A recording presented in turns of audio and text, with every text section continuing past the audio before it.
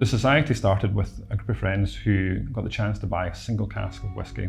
And I don't think any of them would imagine we'd be here 40 years later. It's really quite incredible to think now that we have almost 40,000 members globally. 2023 is a huge celebration. It's our 40th anniversary. To celebrate, we're going to be releasing a 40-year-old single cask whisky, which will be one of our oldest bottlings we've ever done.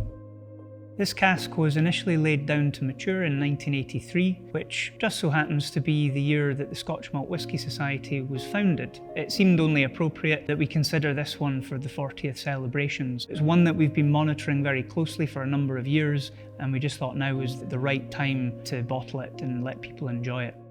After 35 years of maturing in an ex-bourbon barrel, we decided to take the flavour in a slightly different direction, and we moved the whisky into a refill Spanish oak Oloroso hogshead. The key to it being refill was that it would be quite relaxed and complementary, adding another layer of complexity without being too intense for such an old, fragile whisky.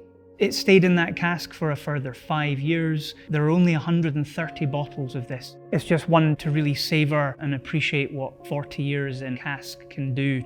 I'm Chris Wilson, founder of Stickman, a one-man creative studio specialising in brand, packaging and visualisation. I was delighted to work with the Scotch Malt Whisky Society on the design and production of their 40th anniversary release. At the Society, whisky is the hero, so naturally I was inspired by liquid and in particular ripple formations. Much like ripples created from a single droplet, the Society was formed out of a single epiphany moment grown into the global whisky club that it is today.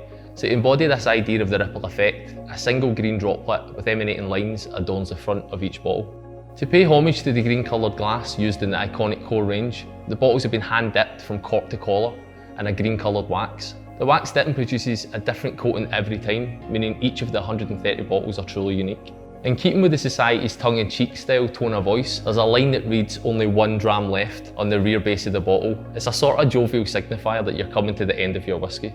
An antique copper charm with the club monogram hangs proudly around the neck of the bottle. It's like a medal symbolising the Society's dedication to seeking out only the purest of liquids.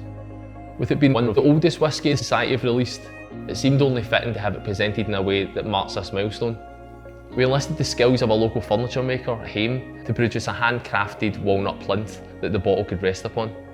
A museum quality perspex case finishes the piece and allows the buyer to proudly display it in their collection. It was a real honour to work on such an important release in the Society's history, and I hope that members will cherish this commemorative piece for years to come.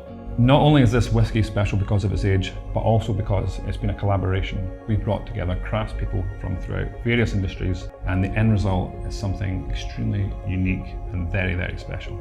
So I'd love to invite you to join me for a dram to celebrate our 40th birthday. Cheers.